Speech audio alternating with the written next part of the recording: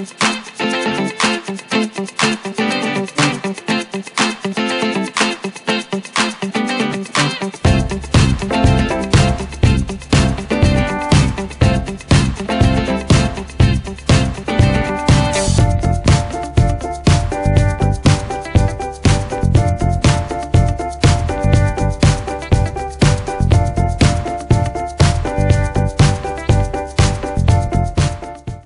noite a todos. Bem, eu me chamo Rafael e sou consultor da empresa Direção. E fomos convidados hoje para trazer esse assunto para vocês e para a gente é motivo de muito orgulho de estar propagando a nossa atividade e aquilo que a gente faz, né?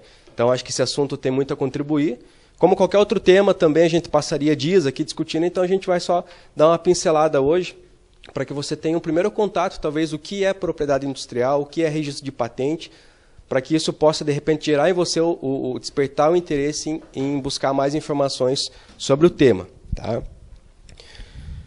Muito bem, aqui é só um breve currículo meu para fundamentar e justificar a minha presença aqui, né? Sou consultor da propriedade intelectual, o meu ramo de atuação em patentes, né? Eu atuo há mais de 11 anos na empresa e hoje eu faço todo o acompanhamento de processo de patente, desenho industrial, acompanhamento de prazos, procedimentos, etc. Então isso fica hoje tudo centralizado no setor do qual eu faço parte e eu estou coordenando dentro da empresa, tá certo? Basicamente, no que se resume a propriedade intelectual? A propriedade intelectual não se resume em registro de marcas e patentes. Isso é só uma parte do que a atividade representa para o comércio, tá? A propriedade intelectual hoje ela é composta por registro de marcas, registro de patentes, desenho industrial, indicação geográfica, circuito integrado e repressão à concorrência desleal, além dos os direitos autorais, né, e a questão do registro de software. O que nos interessa hoje, basicamente, são esses dois tópicos, patente e desenho industrial, que é o que a gente vai trazer as informações para vocês. Tá? Num segundo momento, havendo a oportunidade, a gente traz mais informações sobre os outros temas, tá? Que também tem a mesma importância aí na questão do registro de patente. Tá bom? Hoje, o registro de patente no Brasil ele é regulado por uma legislação específica, a Lei 9279, de 96, que ela está em vigor até hoje. Ali você vai encontrar todos os direitos e obrigações que regulam o que é registro de patente, o que pode ser registrável, o que não pode ser registrável, quais são as condições, a natureza desse processo de registro, né? Então, nessa lei você vai encontrar as principais informações que vão te dar um direcionamento caso você tenha interesse em solicitar o registro de uma patente hoje. Tá? Essa lei ela atua diretamente em sintonia com o INPI, que hoje é o único órgão no Brasil que regula a questão de registro de marcas e patentes. INPI quer dizer Instituto Nacional da Propriedade Industrial. É lá que ficam centralizados todos os processos de registro voltados à propriedade industrial, inclusive os registros de patentes. Né? A definição técnica no que se refere a patente, segundo a Lei 9279, ela vai trazer o seguinte aspecto. Privilégio de invenção, que nós falamos que é a API. Né? O que seria uma API? É uma patente, é um produto que seja decorrente de uma tecnologia nova, uma tecnologia originária, que ainda seja desconhecida pelo mercado. Ou seja, é aquilo que não se ouviu falar, é aquilo que não existe no mercado, e alguma pessoa foi lá e desenvolveu esse produto. Né? Então ela inventou, ela tem um privilégio de invenção, ela desenvolveu uma nova tecnologia. Certo? A lei prevê que, para que seja registrável como patente, ela tem que ter novidade, atividade inventiva e aplicação industrial. Basicamente, o que são esses três requisitos? A novidade é autoexplicativa, né? Tem que ser novo. Não pode ser algo que já exista no mercado. Atividade inventiva. O produto ele tem que ter a solução de um problema. Por que você inventa um produto? Por que você faz algo novo? Para que ele resolva algum tipo de problema. Para que ele tenha alguma solução decorrente de um problema eminente, de um problema crônico. Ou talvez não, né? Então, a atividade inventiva, você tem que demonstrar aquilo que o produto tem de melhor, aquilo que ele está proporcionando em termos de tecnologia e solução de problemas. Tá? E a aplicação industrial, ele deriva de indústria. Então, é esse o ponto principal que você vai conseguir identificar se é patente ou não. A aplicação industrial está dizendo que o produto tem que ser industrializável. E daí as pessoas perguntam, eu tenho um método, eu tenho uma técnica para ser registrável como patente, eu posso? Né? Infelizmente a gente tem a obrigação de dizer um sonoro não. Não dá para registrar métodos, procedimentos, por quê? Porque eles não são suscetíveis de aplicação industrial. Então sempre quando a gente se pergunta, pode ser registrável como patente ou não? Essa é uma dúvida que o empresário tem muito, né? Isso pode ser registrável? A gente tem que sempre pensar no fator industrial. Existe um estoque para aquilo? Existe um processo de fabricação? Existe uma indústria? Um processo de fabricação em escala? Você tem um molde? Você tem exemplares? Essa concepção, ela é algo físico, palpável? Ela pode ser industrializável? Se for suscetível de industrialização, pode. Então você pega uma peça, um equipamento industrial, um produto de engenharia, um produto de odontologia. Você pode pegar esse produto. Esse produto ele foi industrializado. Então, ele é suscetível de registro como patente. Esses são os 3 requisitos para que seja registrável como patente de privilégio de invenção, né? Tecnologia originária e a solução dos problemas.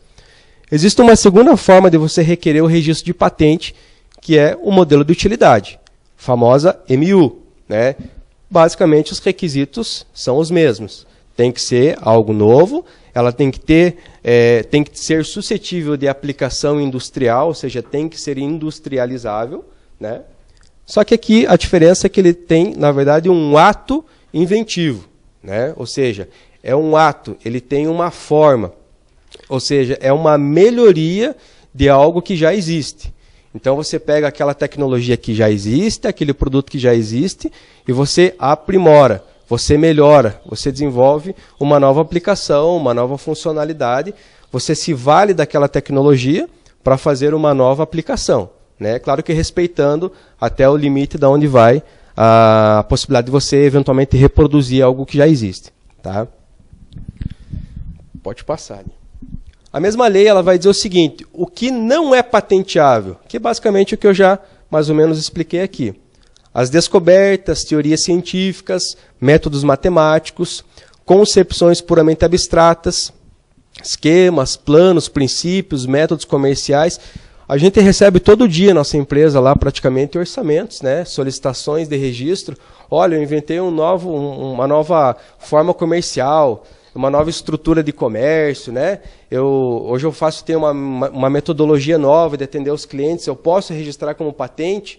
Não, não pode. Por quê? Porque ainda que ele seja novo, tenha novidade, ainda que ele tenha a solução de um problema, ele não é suscetível de industrialização, né? Então, às vezes, a empresa ela tem, de repente, algo revolucionário. Hoje a gente está vendo aí, existe lá no Bacaxeri, existe um polo alimentício que, né, é uma grande concentração de food trucks, tem algumas lanchonetes ali, que é uma novidade, né? Alguns anos atrás isso não existia. Hoje tem. É novo, ele de repente atende uma solução, atende o mercado, mas não dá como você não pode industrializar um método comercial, uma concepção, né? Então aquilo não é registrável como patente, embora seja uma ideia muito boa e muito bem recebida pelo mercado. As obras literárias, arquitetônicas, artísticas e científicas, ou qualquer criação estética, isso também não pode ser registrável, né? Porque ele não tem a natureza de você ter um produto industrializável que você possa comercializar em escala. Ele não atende o requisito como patente de invenção, nem tampouco o modelo de utilidade, tá certo? Existem outros registros específicos, por exemplo, para obras literárias, né? Que é a questão do direito autoral, mas ele não cabe como patente. Então, sempre quando o empresário ou a pessoa física ela tem algo de novo no comércio ou para utilização própria, que ela queira compartilhar comercialmente, ela queira registrar, ela tem várias possibilidades, várias vertentes para fazer esse registro. E a primeira ideia que vem à cabeça do empresário é fazer o registro como patente, né? Porque é o que se fala muito, registro de marcas e patentes. Vou patentear a minha ideia, vou patentear o meu sistema, vou patentear o meu método de estar no mercado. Quando, na verdade, esse termo ele é utilizado incorretamente, né? Patentear ele está ligado exclusivamente a produtos, né? Ou em processos industriais, por exemplo, processo de fabricação, etc. Tá? Programas de computador em si. Os programas de computador em si, hoje, eles são vistos como aplicativos. Aplicativo é algo que está se tornando cada vez mais popular no Brasil e no mundo. Então, a cada dia surgem novos aplicativos que são rentáveis, né, para o empresário. O empresário, a primeira ideia que ele quer é fazer o registro dessa proteção. É registrável como patente? Não. Né? O porquê? Porque um software, um aplicativo, ele não é industrializável. Né? Então, essa é a palavra-chave para a gente poder identificar o que pode ser registrável ou não. Então, quando você tem um aplicativo no seu celular aí, provavelmente ele esteja protegido, mas por outros meios, que é o registro de software, né? É o registro específico que tem no NPI também para fazer esse tipo de proteção. Protege o código-fonte, toda aquela linguagem técnica, né? Que ela não pode se confundir com o registro de produto. Tá? Apresentação de informações, regras de jogo, técnicas e métodos operatórios ou cirúrgicos. Talvez vocês aqui que estão na área, vocês tenham desenvolvido, em desenvolvimento, algum método operatório, algum método de cirurgia novo que seja revolucionário no mercado. Né? Talvez isso possa te gerar muito lucro, mas saiba que isso não pode ser registrável como patente. Entre aspas, o teu concorrente ele vai poder fazer a mesma coisa, né? Porque você não vai ter a proteção, o direito de uso exclusivo. Diferentemente seria, por exemplo, de uma broca. Quando você desenvolve uma broca, que é um produto industrializável, é um produto novo, você tem o registro da broca, do produto. Mas você não pode ter proteção do método que você vai empregar para a utilização daquele equipamento. Rafael, posso fazer uma pergunta? Pois não. Em relação a uma técnica, aqui no Brasil isso não é possível, mas nos Estados Unidos, você tem esse conhecimento? Nos Estados Unidos parece que se pode proteger uma técnica cirúrgica, né? Isso é bastante questionável. Existem, os Estados Unidos hoje, eu diria que a questão de proteção como patente é algo muito mais avançado. Então lá você tem a possibilidade, por exemplo, de registrar sons, né? Você tem como registrar outras formas de proteção. Então, quando nós falamos em métodos, os Estados Unidos, ele tem sim recursos para você fazer a proteção de patente. É claro que isso vai ter que ser avaliado se ele está preenchendo os requisitos, né? Mas os Estados Unidos hoje, em relação ao Brasil, ele tem legislações um pouco mais avançadas que permitem o empresário ele ingressar com essa solicitação de proteção. Tá? Então, se você for fazer uma análise da legislação nacional com a legislação americana, eu diria que a legislação americana, nesse particular, ela te favorece mais. Ela tem outros recursos que te possibilitam proteger aspectos que no Brasil não seriam. Tá? Porque nessa parte aí, eu não sei se a gente vai chegar, enfim, de qualquer forma, a proteção em si, ela é nacional sempre, né? Sim. Então, você tem dentro dos países a legislação específica. Uhum. Então, o que a gente normalmente indica? Você tem um produto que vai ser comercializado no Brasil, então você procura a proteção dele aqui no Brasil. Agora, você quer a proteção dele para o mercado como europeu. Aí eu tenho que ir para a Europa para registrar esse produto em cada país lá. Como que é no mercado como europeu? Ele funciona assim. Você tem a possibilidade hoje de fazer o registro, vamos tratar de uma patente, o chamado PCT, que entenda como uma patente internacional, que ela tem a capacidade de alcançar vários países por uma única numeração. É o PCT. Tá? É um processo que vai correr da mesma forma como um processo no Brasil. Você só vai solicitar o PCT e no tempo oportuno você vai indicar quais são os países que você pretende realmente continuar. Porque nem todos os países que estão incluídos, inseridos naquele grupo, necessariamente vai te interessar. Então você pode dispensar. Tá?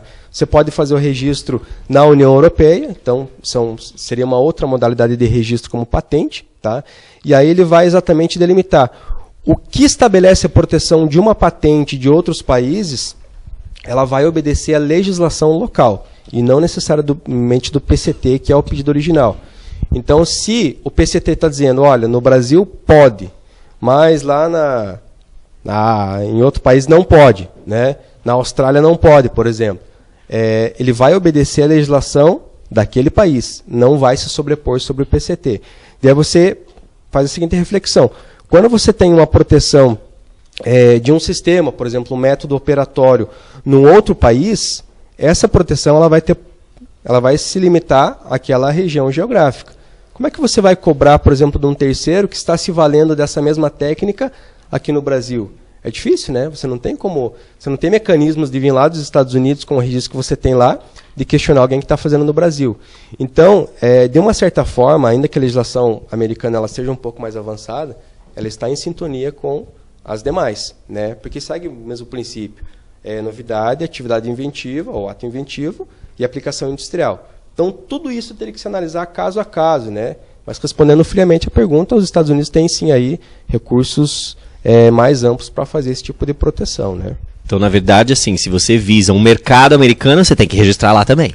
É muito importante. Inclusive, algumas empresas, elas fazem primeiro o registro nos Estados Unidos para depois vir para o Brasil, empresas nacionais. Né? Por quê? Porque ela consegue a reivindicação de prioridade no exterior e traz para o Brasil com um processo já muito mais avançado, com um processo mais robusto, né? Então ela consegue, de uma certa forma, acelerar esse processo. O processo nos Estados Unidos, ele corre de uma forma um pouco mais rápida também. Tá? Então, quando ele sai dos Estados Unidos e entra para o Brasil, ele já entra um pouco mais avançado. Tá? Então essa é uma estratégia comercial, claro que vai ter o preço por isso, né? Mas para algumas empresas isso o custo-benefício é vantajoso. Às vezes a gente ouve assim de forma bem concreta, né? Empresas brasileiras que lançaram produtos aqui e que eram ou poderiam até ser questionados ou questionadas por empresas de fora, né? E por as empresas nacionais estarem usando aquele desenho, aquele formato, enfim, né? Mas enquanto estava dentro do mercado nacional não teve problema nenhum. A partir do momento que essas empresas passaram para o mercado, por exemplo, tipo norte-americano, aí veio um processo gigantesco em cima, porque as empresas ficaram esperando realmente atingir aquele mercado. Sim, porque daí até gera um conflito de caráter comercial, né? Então, a empresa ela tem uma determinada proteção, ela não quer ter o seu espaço invadido. Então, muitas vezes ela faz de tudo aí para tentar impedir a entrada de outros países, de outros produtos naquela região, né? Acontece bastante. Vamos adiante ali. Aqui nós temos o que não é patenteável. Ele é o contrário do slide anterior. Né? Volta ali só um pouquinho, Rodrigo. Aqui nós estamos, no slide anterior, está ali, ó, o que não é patenteável, o que não se considera como o que não é patenteável. E aqui no caso, pode passar, aqui é o que não se considera como patente. Tá? O que foi o contrário à moral, aos bons costumes e à segurança, à ordem e à saúde pública. Ou seja, qual que é a diferença daquilo que não é patenteável e aquilo que não pode ser patenteável? Né? Aquilo que não é patenteável é aquilo que não preenche o requisito, que são aqueles 3 que eu já comentei para vocês. Certo? Aquilo que não pode ser patenteável é aquilo que eventualmente preenche os 3 requisitos, mas por alguma legislação nacional ele não pode ser utilizado. Por exemplo, se você cria uma arma nuclear no Brasil, eventualmente ela vai ter a proteção dos 3 requisitos. Mas ela não pode ser registrável porque a legislação no Brasil ela impede que isso seja registrável. Né? Por quê? Porque isso fere a ordem pública, a segurança pública. Então isso não pode. Né? Eu até citei isso, acho que talvez no momento anterior. Por exemplo, se você tem uma máquina, um equipamento, algum produto de tortura. Eventualmente esse produto ele pode cumprir os 3 requisitos, mas ele não pode, né? Por quê? Porque a legislação nacional, a Constituição, ela prevê que isso não é algo que se aplica no Brasil. Então isso não poderia ser registrável como patente.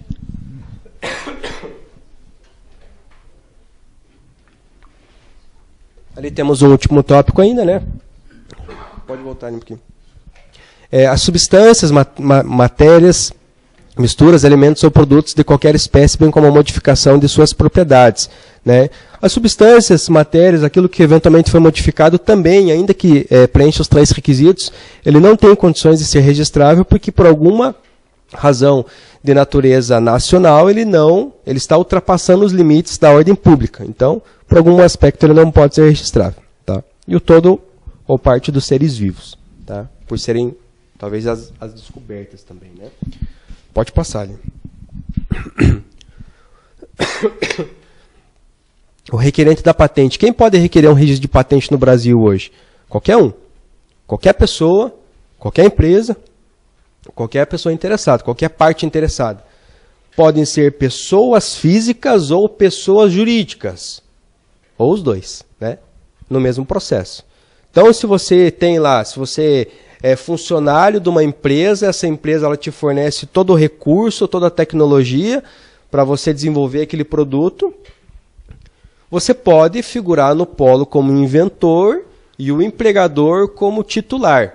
Então, existe uma coparticipação. A patente ela pode estar vinculada à pessoa física, à pessoa jurídica, ela pode estar vinculada nos dois. O direito ele é compartilhado. Tá? Isso que vai determinar, naturalmente, é o acordo que há entre o empregador e o empregado, ou entre o quadro societário, ou eventualmente entre a faculdade, entre os alunos, entre as partes interessadas. Tá? Isso normalmente é em comum acordo. Tá? Você pode incluir mais de um inventor, mais de um titular, aquilo que lhe convier. Tá? O direito de propriedade, ele é um bem móvel, é um valor bem móvel e de valor patrimonial intangível. O que seria isso?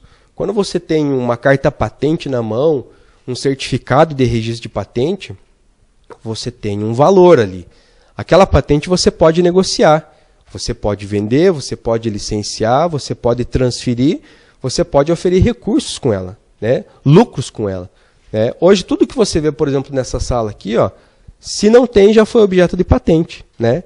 Esses equipamentos eletrônicos aqui, todos eles em algum momento foram submetidos ao registro de patente. Ou pelo menos deveria ser. O porquê disso?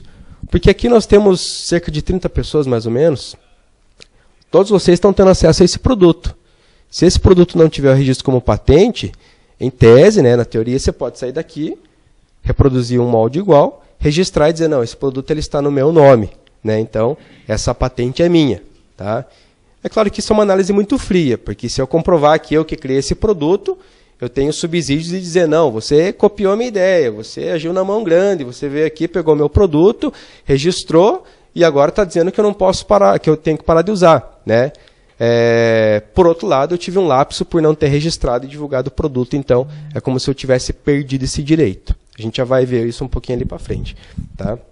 Então, quando você tem o registro de uma patente validamente expedido pelo INPI, e só o INPI e ninguém mais, você pode fazer a cessão total ou parcial, né, o licenciamento, e você pode combater a concorrência desleal. Né? Quando você vê um concorrente seu reproduzindo o teu produto, você tem como dizer, olha, esse produto é meu, ele está patenteado, e está aqui meu certificado. Então, te dou 48 horas para você usar, parar de usar, recolher o seu estoque, né? Senão a gente vai ter que recorrer judicialmente. Isso pode ser feito. Né? Com a carta patente na mão, você tem condições de questionar qualquer empresa, qualquer pessoa no mercado que esteja reproduzindo aquele mesmo produto. Né?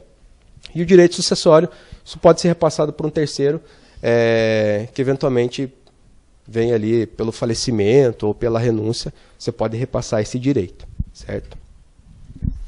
Alguns alertas, né? Também previsto na mesma lei. A novidade. O que seria a novidade? A novidade é uma definição técnica, é aquilo que não é compreendido pelo estado da técnica. E o que é o estado da técnica? Né? O estado da técnica é o estado em que o produto se encontra. Ou seja, se eu perguntar para vocês hoje o que vocês conhecem no estado da técnica em relação a broca cirúrgica, por exemplo. Eu estou perguntando para vocês o que vocês conhecem no mercado que tem essa característica. O que já se tornou público. Né? A definição técnica é basicamente aquilo que já existe. Né? O período de graça é a divulgação antes do depósito no NPI. Essa questão aqui ela vale muito dinheiro. E o empresário muitas vezes ele não sabe. A lei ela diz o seguinte: quando você cria um produto, quando você tem um projeto, quando você tem alguma invenção, alguma criação, ela preenche os 3 requisitos, ela é perfeitamente registrável como patente de invenção ou modelo de utilidade, está tudo bonito, está tudo certinho. Mas o que você fez? Você foi numa feira e você colocou o teu produto em exposição, certo? E ali tem matérias jornalísticas, tem revistas, aquilo dali vai ser publicado numa revista de circulação nacional. Aquele produto está divulgado naquele momento. No dia 21 de novembro de 2017, esse produto ele se tornou público. O que a lei diz? Ao inventor, e só ao inventor, ele tem o prazo de 1 ano para fazer a solicitação do registro de patente. Então é como se o NPI estivesse dando lambuja para ele. Olha, você divulgou o teu produto, você tem 1 ano para você registrar, certo? Você é inventor. Você que inventou. Você tem 1 ano, certo? E se você não registrar? Você perdeu. Você perde milhões de investimentos, você perde horas de trabalho, você perde anos de estudo, porque você deixou passar o prazo de 1 ano, se você divulgar o produto, é claro. Então, qual é a melhor recomendação? É que se você registre primeiro o produto, ou pelo menos solicite o protocolo, né, para daí você fazer a divulgação. Para você não perder esse prazo de 1 ano. Isso é algo muito grave. Muito empresário não sabe. Por que na cabeça do empresário ele quer primeiro colocar o produto no mercado, fazer dinheiro, ele quer ver se aquele produto vai ser bem aceito, se vai dar dinheiro realmente, e ali depois de 2, 3 anos ele se fixou e vai solicitar a patente. Né? Ele está colocando em risco aquilo que está prevendo o período de graça. Ele pode ter a sua patente anulada se isso motivado por um terceiro. Né? A tua atividade inventiva, a importância do relatório técnico, né, cotejando os produtos congêneres versus a solução do problema. Isso aqui ele está diretamente ligado quando você monta o processo para você protocolar junto ao NPI. Também ao contrário do que muitos pensam, quando nós fazemos o registro de uma patente, nós não levamos esse exemplar lá para o NPI. Nós não levamos um produto para o NPI. Né? Porque você já parou para pensar a pessoa que ela desenvolveu a asa de um avião, né? Como é que vai ser isso daí? O NPI não tem esse estoque para fazer isso e nem deveria. Né? Então, na prática, o que nós fazemos? Tem que se desenvolver um relatório técnico indicando o que é o produto, para que ele serve, quais são as aplicações, as melhorias, etc. E esse relatório ele vai ser conduzido para análise do NPI, que no momento oportuno ele vai te dar a carta patente ou eventualmente ele vai te negar por algum motivo. Tá? E a aplicação industrial que a gente já comentou. Né? Pode passar. Né? A vigência de uma patente, ela não é eterna, né? Mesmo porque as coisas se renovam, então essa tecnologia ela não vai perdurar por toda a vida. A patente de invenção vigorará pelo prazo de 20 anos a contar da data do início. Então, se você solicitar a patente hoje e ela for concedida daqui 5 anos, a proteção de 20 anos ela conta a partir de hoje e não a partir de quando ela foi concedida. Então, 20 anos para a invenção e 15 anos para o modelo de utilidade, a melhoria. Ao final desse prazo, domínio público, está todo mundo liberado a utilizar, está todo mundo liberado a produzir, desde que você consiga a tecnologia para chegar naquele mesmo produto. Mas a lei ela não impede uma outra empresa de utilizar esse produto quando ele expirou o prazo de vigência. Então, um produto que você que tenha solicitado o registro em 97, por exemplo, está com a vigência agora, você pode utilizar, você pode produzir e você pode concorrer com o próprio inventor sem nenhum ônus nesse sentido. Né? Domínio público não tem como renovar. Okay? As etapas de um processo. Pesquisa de anterioridade. Quando você faz a solicitação do registro no NPI, o próprio NPI, lá no portal, ele te dá uma ferramenta para você pesquisar aquilo que já existe, aquilo que já está publicado e aquilo que já está em andamento. Então, se você quer registrar, por exemplo, uma melhoria que você desenvolveu no microfone, você vai entrar no portal do NPI, tem lá busca patentes, você vai pesquisar microfone. Ele vai te listar todos os processos publicados que tenham alguma relação na invenção ou melhoria de microfone. E você vai poder comparar se aquela invenção de fato coincide com o que você está fazendo ou se é uma aplicação diferente. Né? Isso é para você conseguir dimensionar se existe alguma coisa no mercado ou não. Deixa eu voltar um pouquinho, uma pergunta aqui do tópico anterior da vigência. Né?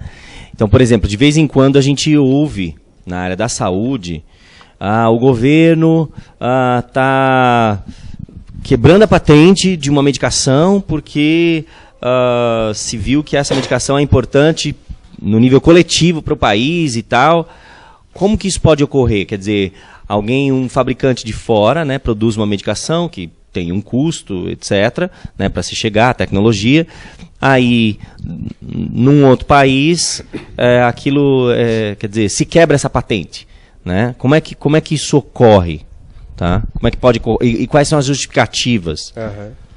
para isso funciona ocorrer? Assim, existe um artigo de lei, na mesma lei, chamado licença compulsória, que ela é como se fosse uma licença obrigatória, é o termo correto.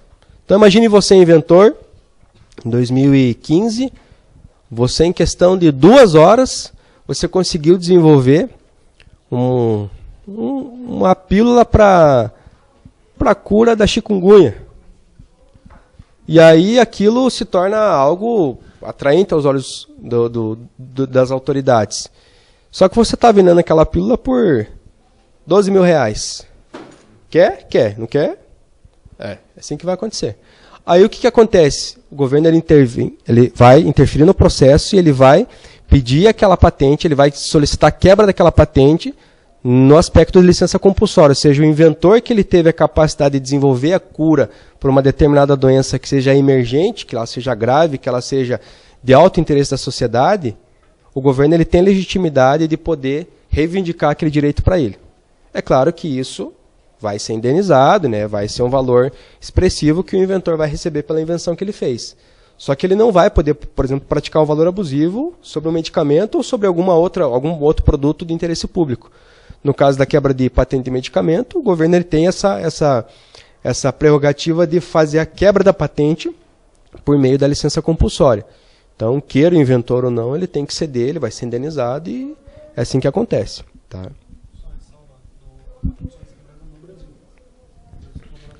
Exatamente. Isso a Rodrigo bem lembrou. Essa licença compulsória ela tem a amplitude no Brasil. E essa é uma das razões pela qual o laboratório ele faz a reivindicação do processo nos Estados Unidos ou em outro país que seja de interesse deles. Tá? Que daí não é afetado. Então, os passos do processo, você faz a pesquisa da anterioridade para você ver o que tem já no mercado. Tá? Faz então a solicitação da patente com o processo todo pronto. Relatório técnico, as reivindicações, um resumo, apresenta as figuras, os desenhos, as imagens, para que o técnico do NPI, quando ele pegar aquela documentação, ele tenha capacidade de ler, interpretar e definir, olha, o produto ele é isso, é assim, assim, assado, e é assim que funciona. Então, tem que ser bem descrito, tem que ser bem elaborado para que não gere dúvidas para o avaliador. O processo, então, ele vai ser publicado, o usuário vai conseguir acompanhar no próprio portal do NPI, embora existam escritórios especializados, como é o nosso caso, tá? Faz todo esse acompanhamento. Periodicamente, né, ou melhor, anualmente vai haver o recolhimento das retribuições anuais obrigatórias, que também é uma função do escritório procurador informar o titular, ou se eventualmente o titular tem o processo diretamente, tem que fazer o pagamento das anuidades para o NPI, sob pena de arquivamento. Não pagou anuidade, o processo arquiva, não tem negócio. Requerimento de exame técnico também é uma fase obrigatória, mas que é feito uma única vez. O que é o exame técnico? O exame técnico é uma solicitação que você tem que fazer até um determinado momento do processo, 36 meses, para que você esteja solicitando ao NPI análise técnica. Os primeiros 36 meses é como se fosse uma análise formal. Depois disso, o NPI se aprofunda nas análises por meio do requerimento do exame técnico. Se não solicitar o processo arquivo, o processo ele paralisa e não segue para frente. Tá? Depois de solicitar o exame técnico, o NPI ele vai analisar o processo, vai analisar a matéria, vai analisar o teor, ele vai dizer, olha, realmente é novo, ele tem aplicação industrial, ele pode ser fabricado, está tudo bonitinho. Então, eu vou te conceder a carta patente. Ele defere o processo, termo de deferimento, que é a aprovação, né?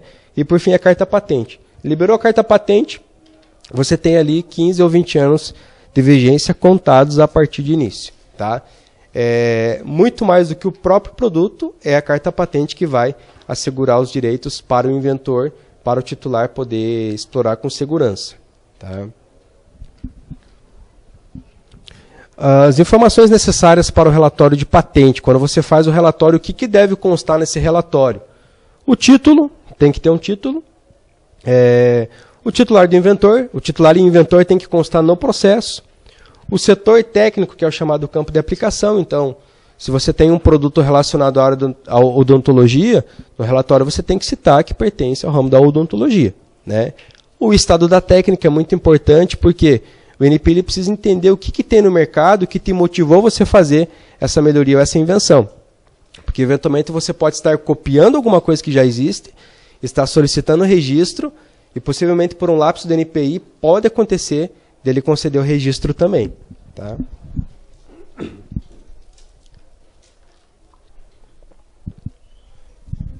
Análise mercadológica, né, que está diretamente associado ao estado da técnica, fazendo uma comparação do que existe. Então, olha, NPI, existe esse processo, existe esse produto, você vai fazer uma comparação, dizendo o que o teu tem de melhor que se sobressai sobre aquilo que já existe.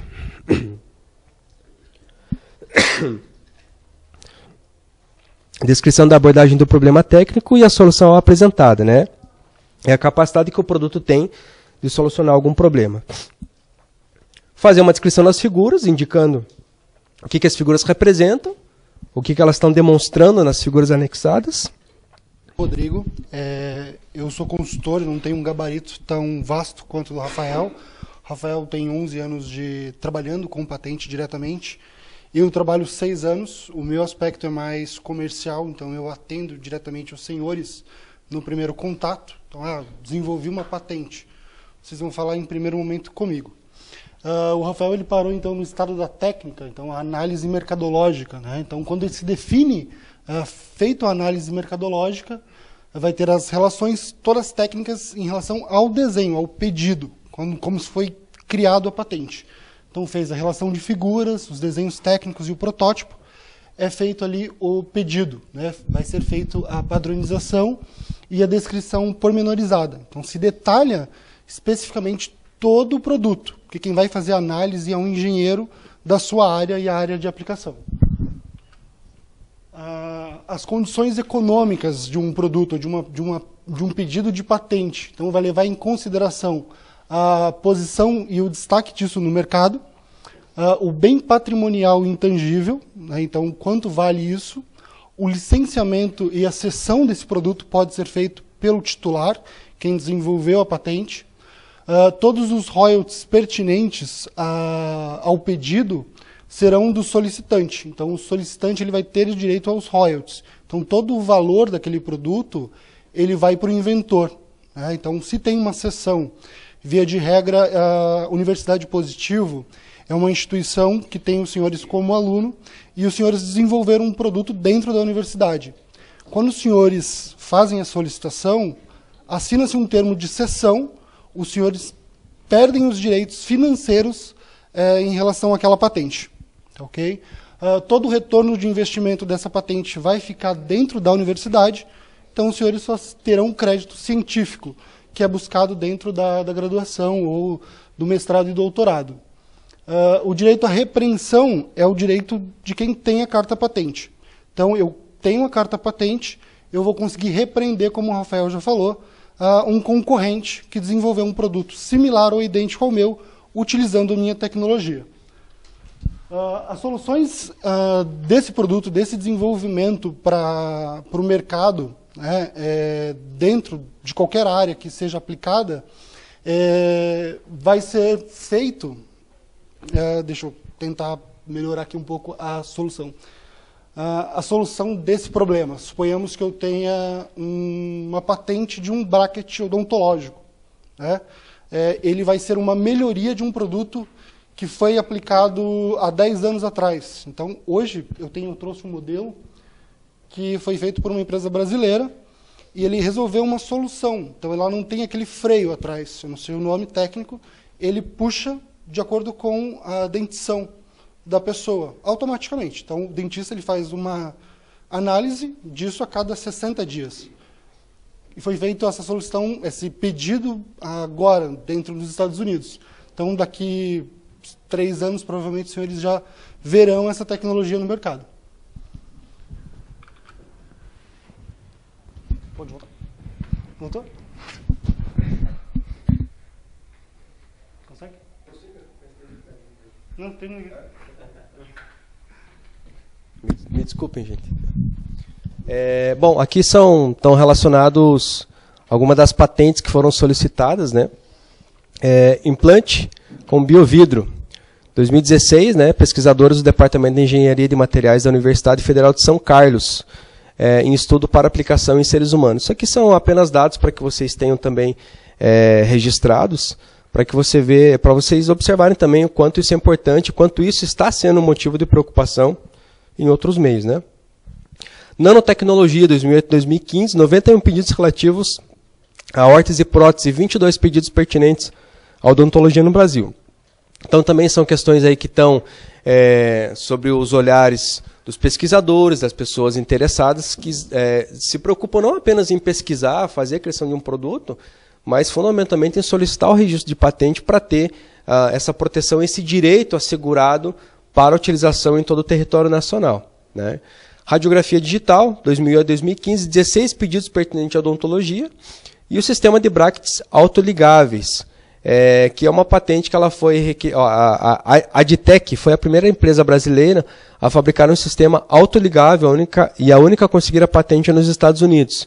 Então a gente consegue também demonstrar a capacidade do Brasil hoje em desenvolver grandes tecnologias que elas têm esse poder de expansão para outros mercados, como é o caso dos Estados Unidos, que é um mercado muito bem visto no mundo inteiro, há uma potência no mundo em termos mercadológicos, né? E o Brasil hoje tem abertura para fazer essa entrada, justamente em função de ter o registro de patente e ter uma pesquisa bem fundamentada, uma pesquisa bem elaborada. Então, aqui nós estamos falando de produtos que são... Eu particularmente entendo que são produtos de grande tecnologia, que exigiram muito estudo, isso exigiu muito trabalho, muitas reuniões, mas eu fico me perguntando assim, não pode subestimar nenhuma invenção, sabe? E eu tive muita dificuldade nisso quando entrei na empresa, que às vezes a pessoa me apresentava um produto, a empresa me apresentava um produto, e eu fazia um prejuízo, eu falava, mas como? Será que é assim mesmo? Tá? Será que é bem por aí? E depois, com o passar do tempo, você já pensou para pensar na pessoa que criou o Clips? Né? O Clips hoje, você vai em qualquer empresa, eu me arriscaria dizer que 100% das empresas hoje tem um Clips. Né? A pessoa que inventou um post-it, são invenções que parecem ser banais, mas elas revolucionam o mercado, elas têm uma nova abertura para o mercado. E quantas invenções que agora você está pensando que são utilizadas hoje, produtos que existem há mais de 100 anos e que hoje ainda são utilizados em grandes empresas, né? Você pega uma agulha, um alfinete, quantas coisas, né? Que muitas vezes o ser humano ele fica subestimando a criação do próprio ser humano e não sabe o poder que esse produto tem. E muitos empresários são levados a não registrar patente por 2 motivos. Porque desacreditam na proteção que o INPI vai conceder. É muito demorado e quando é concedido a proteção não vale de nada, porque meu concorrente está copiando, eu não posso fazer nada, e quando eu faço a justiça é muito demorada, e quando a justiça toma uma decisão, minha patente já expirou, né? Meu produto já está obsoleto, já está ultrapassado. Esse é o motivo que leva a não registrar a patente. E o próprio empresário, ele subestima o próprio produto, muitas vezes não acreditando no poder que esse produto tem no mercado. Eu não vou registrar, porque se eu precisar parar de utilizar, eu paro, e se o meu concorrente fazer, para mim não tem problema. Né? Então é importante analisar isso, porque se você eventualmente tem um produto, um projeto em desenvolvimento, não desista, faça o registro de patente, porque você não consegue dimensionar agora aonde esse produto pode chegar. Né? Então essa é a dica que nós deixamos. A patente ela tem valor sim, ela tem a sua segurança, e certamente você vai conseguir oferecer os lucros que tanto almeja. Né?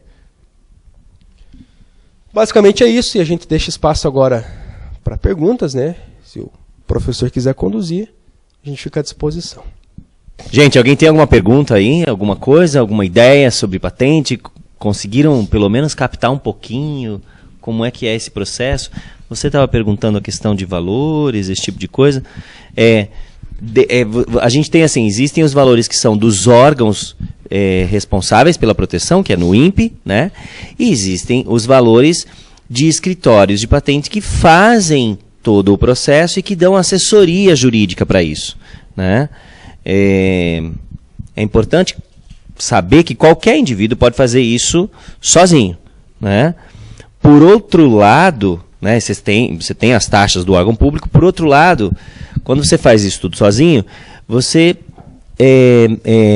precisa estar muito certo do que você está fazendo. Isso, e às vezes a gente não tem a experiência, vamos pensar assim, a expertise, né, de escrever um texto e assim por diante. Né? Então, essa assessoria um escritório dá para você. Você vai pagar por isso, né? Você tem uma pergunta? Então, queria fazer uma pergunta com relação a essa divisão. Você falou sobre o inventor, mas como é que é esse relacionamento pessoa física, pessoa jurídica? Então, como é que é discutido isso? Isso pode ser dividido? Por exemplo, o cara trabalha numa empresa e ele desenvolveu, por conta própria, um produto que facilita o trabalho dele, porém ele é funcionário de uma empresa. Ele pode requerer essa patente, ou ele faz junto com a empresa, ou se o recurso é da empresa, é só da empresa. Como é que funciona essa negociação? Porque eu inventei, mas eu estou dentro da Positivo. Você chegou até a comentar alguma coisa com essa, mas como é que funciona esse relacionamento pessoa física e pessoa jurídica? Bom, existe uma relação de empregado versus empregador. Então, a lei ela vai dizer o seguinte: na prática, quando você é empregado de uma empresa, você está sendo remunerado das 8 às 6 para atender os anseios da empresa. Então, se você está o dia inteiro pesquisando, desenvolvendo, fazendo teste, fazendo laboratório, você está sendo pago para aquilo. Então, você não tem, entre aspas, o direito de reivindicar o direito sobre aquele produto. Por quê? Porque você está utilizando o recurso da empresa, você está utilizando o espaço físico da empresa, você está utilizando o investimento, o tempo da empresa, você está sendo remunerado pela CLT, né? Claro que isso tudo é de comum acordo. Existem empresas que elas estão dispostas a pagar para o empregador, o empregado faz o produto, desenvolve o produto, e o empregador ele entende que há um direito de coparticipação e não há nenhum problema nesse sentido. Então, o que vai determinar é a necessidade de cada caso, né? Hoje, grandes empresas elas podem compartilhar o direito com o inventor, porque de repente aquilo foi o trabalho versus resultado. Então, olha, quanto melhor for o teu projeto, melhor você vai ser remunerado, né? Então, isso pode acontecer, não há nenhum problema nesse sentido. É claro que isso vai ser formalizado num bom contrato de trabalho, um bom contrato de pesquisa, né? Então, isso pode acontecer, vai depender aí dos anseios e da necessidade de cada caso. Tá? Hoje, o que a gente tem dentro, por exemplo, né, nós estamos falando da universidade. Hoje, o que tem dentro da universidade combina-se, né, com a universidade, né, se tem uma ideia, etc., né, essa questão já, vamos pensar, durante o processo de evolução da ideia e assim por diante, né? Nesse sentido, a universidade deixa a gente livre para fazer isso. Sim, né? E não há nenhum então, já se tentou criar, né, aqui dentro um contrato único, alguma coisa nesse sentido. Nós sabemos que as escolas, por exemplo, estaduais, né, já tem uma legislação específica, configurando, parece que 50% para o inventor, 50% para a universidade, ou 30%, e assim por diante, né? Então, dentro de cada instituição, você pode ter, né, além de ser regido pela CLT, você pode ter essa negociação, né? O que a gente percebe hoje para a universidade seria uma negociação mesmo prévia, antes de lançar. O que a universidade hoje tem know-how? O que tange a relação, por exemplo, voltada para educação, né? Então, os aplicativos, né? Então, isso é know-how de comercialização, né, da própria universidade. Então, obviamente que é muito mais fácil, né? Existe um interesse maior de desenvolver esse tipo de produto, né? Outros produtos podem vir a aparecer, podem, né? Mas aí é bom se discutir, né, qual que é realmente o interesse comercial que a universidade teria em desenvolver algo que não tem uma indústria, né? Então, nesse sentido, às vezes, vale a pena já ter, né, o parceiro na indústria, né, claro. Porque aí a indústria já tem todo esse know-how. Sobretudo, eu acho que o mais importante é você combinar. Como é que vai ser isso? Nós vamos ter direito? Não vamos... O barato não sai caro, sabe? E se você combinou, olha, vai ter participação, vocês vão ser nosso parceiro comercial, nós podemos estar inseridos no processo, ótimo. Eu acho que o mais importante é isso ser feito em comum acordo, porque a gente não vai abrir os casos aqui, evidentemente, né? Mas existem muitos casos que a empresa, infelizmente, ela tem que demandar ação contra o próprio empregado. O empregador demanda ação contra o próprio empregador. Por quê? Porque, olha, a gente combinou uma coisa e foi feito outra, né? Vocês fizeram a patente sem eu saber. Então, isso tudo, né, eu acho que se tiver combinado, não importa qual seja a decisão. Se estiver dentro do acordo, acho que pode ser, vale tudo, né? Importante dizer que, no caso de empregado que estiver na empresa, estiver desenvolvendo um produto que esteja ligado à atividade, ele pode, inclusive, requerer a patente no nome dele, sem envolver a empresa, desde que ele não utilize os recursos da empresa, o investimento da empresa, que ele faça isso extra 18 horas. Né? Por quê? Porque ele é uma pesquisa alheia ao espaço da empresa. Então, isso tudo também, claro, vai ser regido num contrato de trabalho que vai ser estabelecido eventualmente na contratação. Né? Tudo bem, gente? Mais alguma coisa, mais algum questionamento, assim? Podemos seguir? Tá certo, eu vou concluir então dizendo que esse é um assunto que acho que ninguém acorda de manhã falando sobre marcas e patentes, sobre propriedade industrial. É um assunto técnico, né? É um assunto que não é do dia a dia. Tal como se eu ficar na sala aqui, eu vou levar um bom tempo para entender o que de fato vocês estão estudando. É um assunto técnico, mas o apelo não é comercial. Se vocês tiverem alguma dúvida, a gente está à disposição, a gente retorna, eventualmente faz um segundo momento. Mas acho que é importante também buscar informação para cada vez mais poder se aprimorar nesse assunto. Bom, muito obrigado por enquanto.